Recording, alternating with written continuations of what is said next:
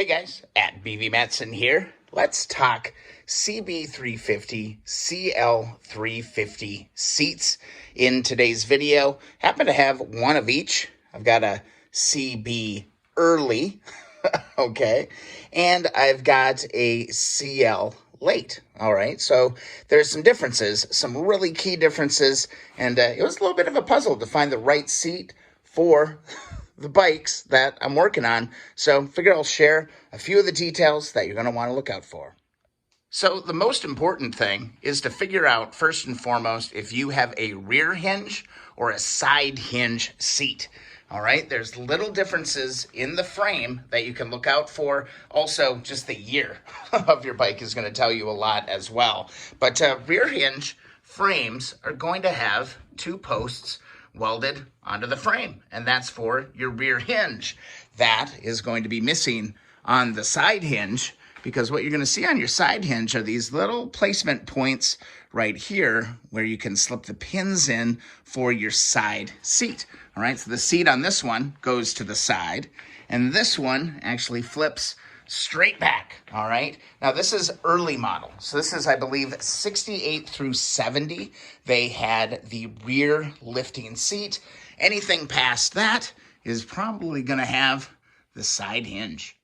When I first started working on the Apocalypse bike, I was like, oh, damn, I've got this amazing seat off of my CB350. It's a 1970. It's an awesome kind of low profile, brown. Thought it was going to be really, really amazing. But then it dawned on me that it's a rear hinge seat, and my frame is not rear hinged. Now, you could jerry rig this, and I've actually heard of a couple people that have modified and made a rear hinge work, but it's just easier to get the right parts, right?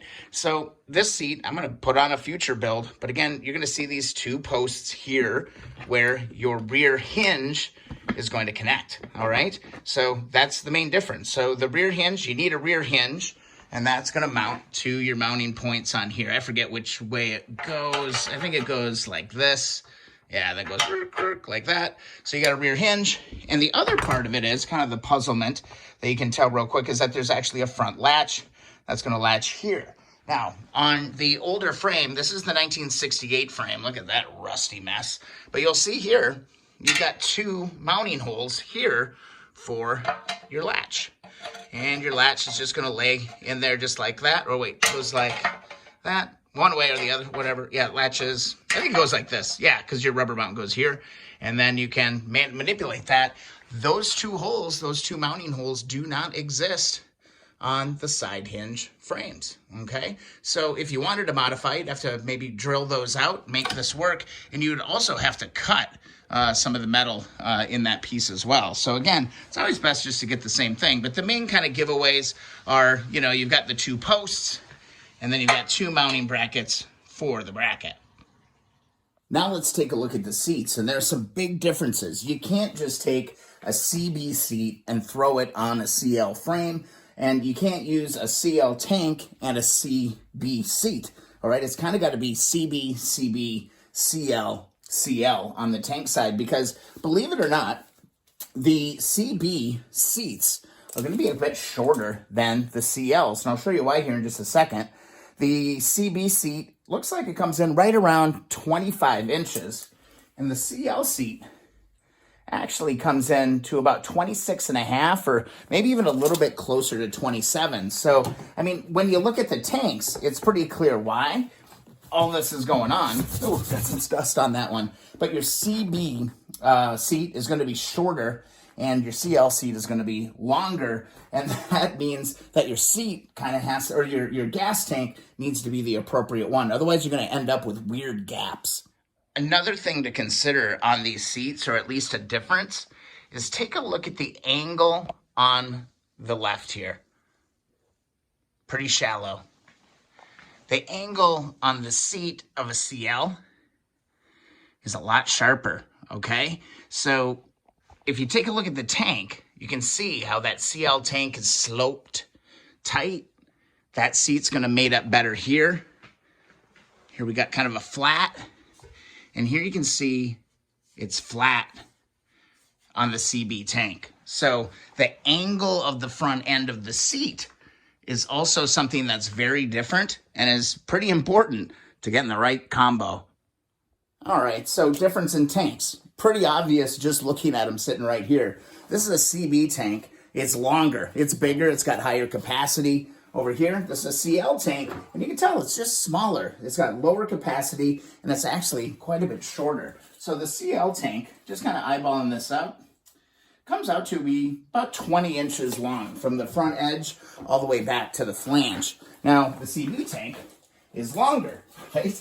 So here we go. Let's go out here. It's about 21 and a half inches on the CB tank. So again, your shorter seat, your CB seat, is going to mate with your CB tank, which is longer, and your longer CL seat is going to match up with that CL tank. It's important to get this right and get this matched, because otherwise you're just going to end up with a really bad looking edge when you start mounting these to the frame, and then you'll start lining it up. It's going to look all wonky. So paying attention to the differences in these seats is kind of a big deal. I puzzled with it for a long time and ultimately kind of crossed my fingers hoping I got the right seat.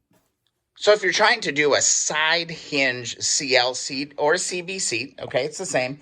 CLs and CVs are both going to have that side hinge as the years go on. You're going to need some hardware. So these little hinges, they just bolt right into the seat. There's 2 of those, and those actually align right to the mounting pins on the frame. Those are welded on the frame, all right? They're stuck there, okay?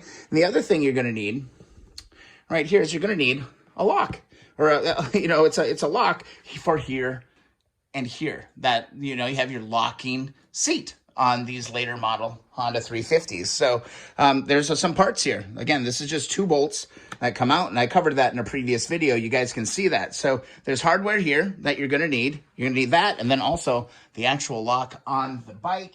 The only other thing you're going to need is you're going to need a couple little pins to insert into here. And if you notice, there's little cotter pin spots on those. So you want to go ahead and put a locking pin in there to make sure that these little bolts don't fall out.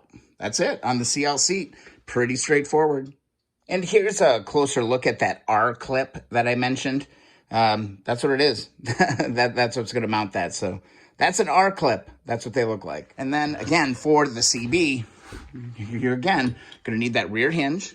Okay. And then you're going to need your latch. Okay. Don't know what the hell I did with the latch, but it's around here somewhere. So another little question would be is like, what if you have a rear hinge seat that's in great condition like I have here, but your frame is actually a side hinge? Well, can you make it work?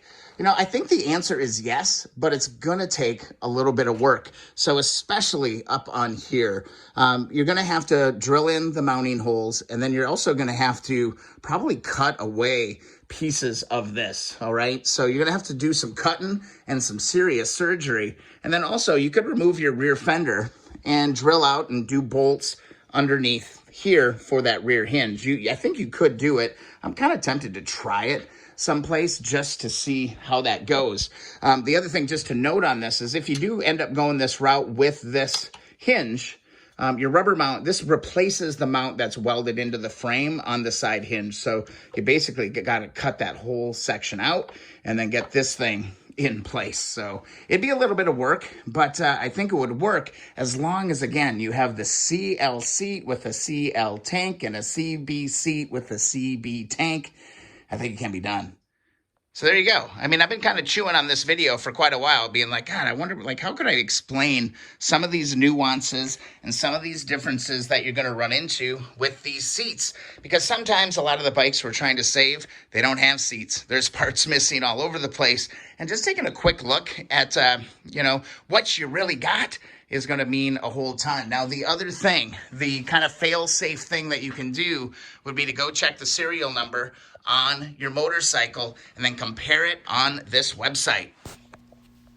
What a great resource. CycleRestorer.com basically lays it all out for you. I'm going to put a link on keeponwrenching.com with this site. I mean, it really saved me, all right? I thought I had a 71 K3, but it turns out it's actually a K4. And as you can see on this, it actually makes quite a bit of difference. They're different. Only 1 year of the K3. Cycle Restorer. saved me, made me get the right seat. So cyclerestorer.com, check that serial number to make sure you get the right seat.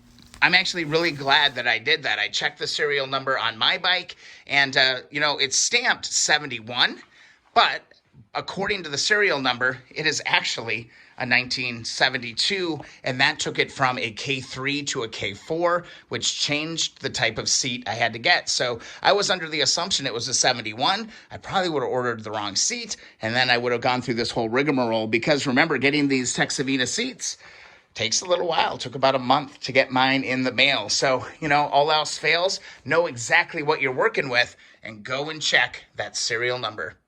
I think that's it.